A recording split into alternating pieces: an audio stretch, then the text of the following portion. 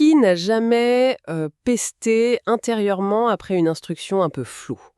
Celle qui fait perdre un temps fou ou qui mène direct à l'erreur. C'est universel, hein, que ce soit au boulot, à la maison. Bref, la clarté, c'est quand même la base pour que les choses avancent.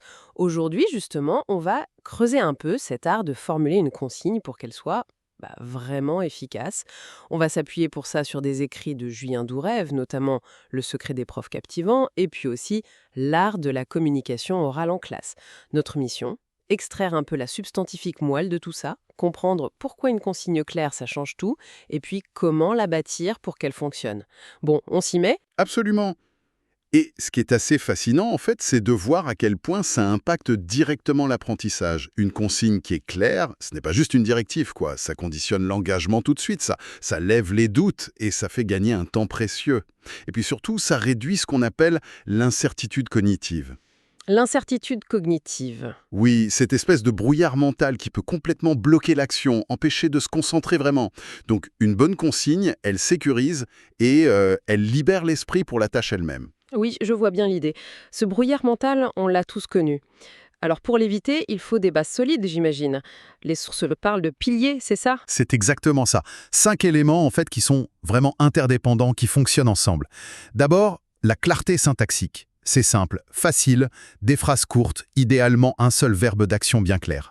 Par exemple, souligner les verbes. C'est beaucoup plus direct que « Bon, il faudrait maintenant que vous preniez un stylo pour mettre en évidence les verbes dans le texte ». On évite aussi les négations, les phrases trop complexes. Deuxième point, la concision. La concision. Il y a une règle précise là-dessus, non? J'ai eu quelque chose? Oui, et c'est un point assez marquant. Viser moins de 30 mots. Ah oui, quand même. Et c'est pas juste pour faire joli ou pour aller vite. C'est vraiment lié aux limites de notre mémoire de travail. Si c'est trop long, le cerveau sature avant d'avoir tout traité. Donc il faut élaguer, enlever tout ce qui n'est pas essentiel. Ensuite, la voix projetée. Il faut être audible par tout le monde, mais sans hurler. Puis le rythme et les pauses.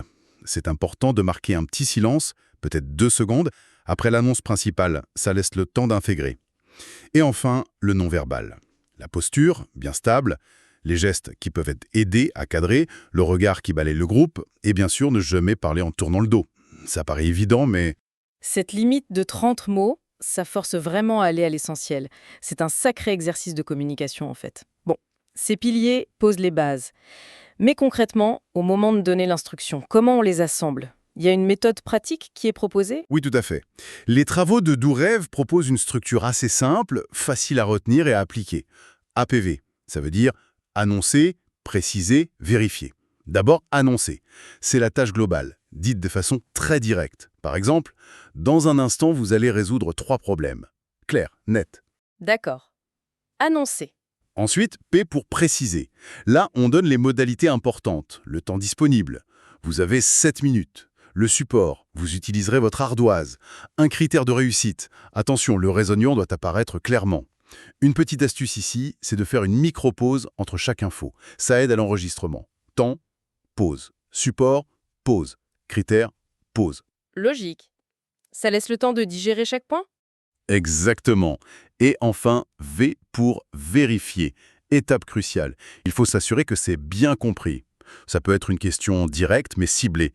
Qu'est-ce que vous faites si vous avez terminé avant les autres, par exemple? Ou alors, demander à quelqu'un de reformuler la consigne pour le groupe. Ça évite pas mal de malentendus plus tard. APV.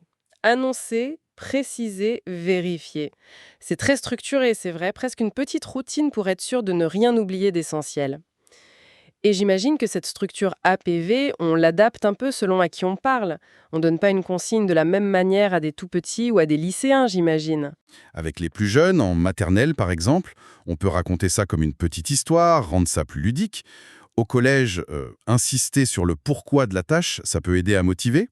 Au lycée ou avec des adultes, préciser les critères d'évaluation, comment le travail sera regardé, c'est souvent pertinent. Et puis, il y a quelques astuces en plus qui aident toujours. Un support visuel au tableau avec les mots-clés par exemple. Ah oui, le visuel, c'est vrai. Ritualiser certaines consignes qui reviennent souvent.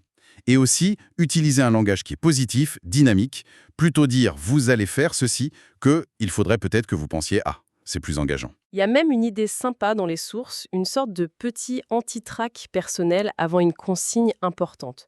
Prendre une seconde pour soi, pour respirer, bien se poser, poser sa voix. et même visualiser mentalement la structure APV. Ça met en condition. Bon, alors si on essaye de synthétiser tout ça, donner une consigne efficace, c'est bien plus que juste choisir les bons mots, en fait. C'est un acte de communication global qui engage tout. Le corps, la voix, la structure du message, même la gestion des silences, l'attention qu'on porte au groupe. Finalement, la clarté, c'est vraiment la clé pour débloquer l'action et permettre l'apprentissage. C'est tout à fait ça.